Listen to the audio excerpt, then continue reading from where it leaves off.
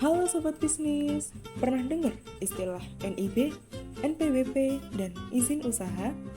Kalau kamu mau mulai bisnis legal dan bahkan ekspor produk ke luar negeri, 3 dokumen ini wajib kamu punya. Nah, selamat datang di channel Sofas Team, tempatnya ngobrolin dunia bisnis, legalitas usaha, dan info penting buat kamu yang lagi bangun usaha atau tertarik di dunia ekspor. Oke, kita mulai dari yang paling dasar. Kementerian apa saja sih yang terlibat dalam pengurusan NIB, NPWP, dan izin usaha? Pertama, NIB. Nomor induk berusaha diurus lewat OSS, Online Single Subscription, yang dikelola oleh Kementerian Investasi BKPM. OSS ini adalah sistem terpusat yang mengatur semua perizinan berusaha secara elektronik. Yang kedua, NPWP, Nomor Pokok Wajib Pajak, dikelola oleh Direktorat Jenderal Pajak atau disingkat DJP di bawah Kementerian Keuangan. NPWP wajib buat semua pelaku usaha, baik pribadi maupun badan. Yang ketiga, izin usaha. Izin usaha tergantung bidangnya, tapi secara umum juga diajukan lewat OSS.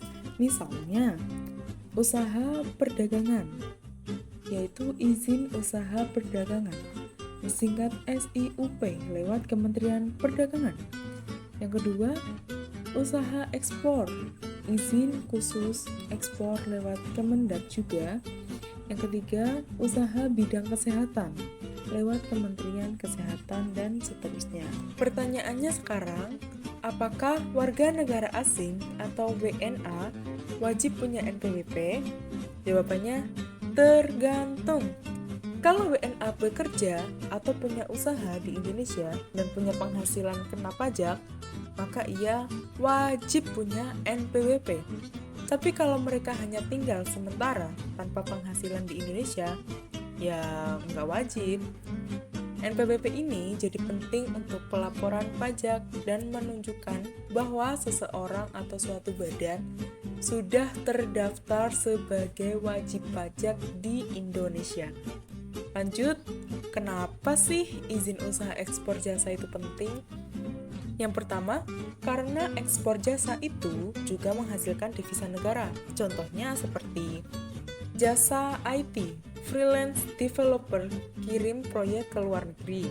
Lalu, konsultan kirim laporan atau analisis ke klien luar negeri.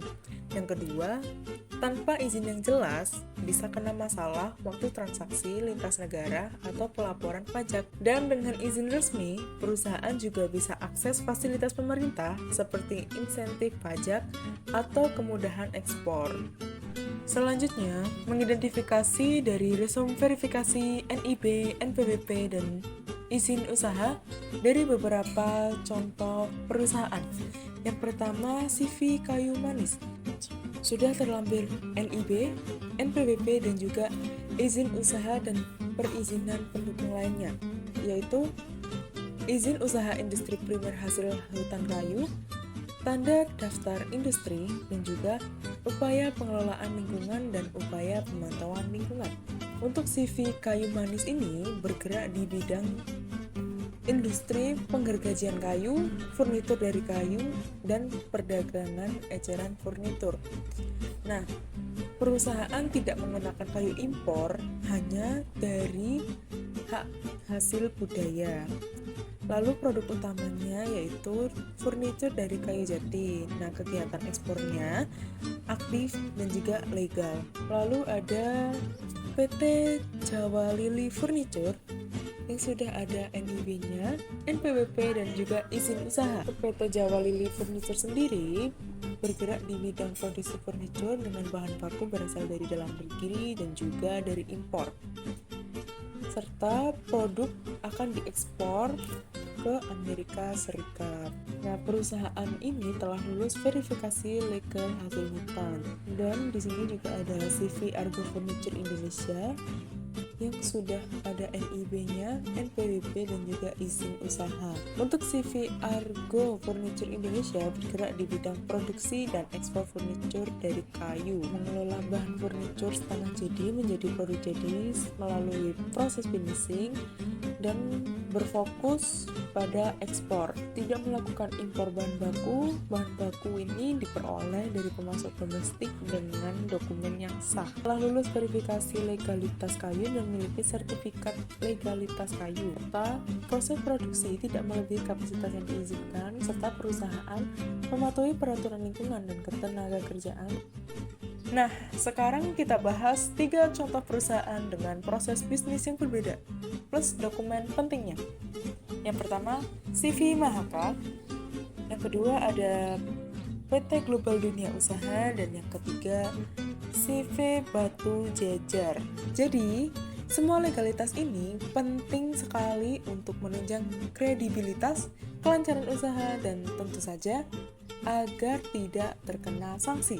Kalau kamu lagi mau mulai usaha, pastikan semua dokumen ini kamu urus dari awal ya. Jangan lupa like kalau videonya bermanfaat, komen kalau kamu punya pertanyaan, dan subscribe buat update info bisnis lainnya. Sampai jumpa di video berikutnya. Salam sukses selalu.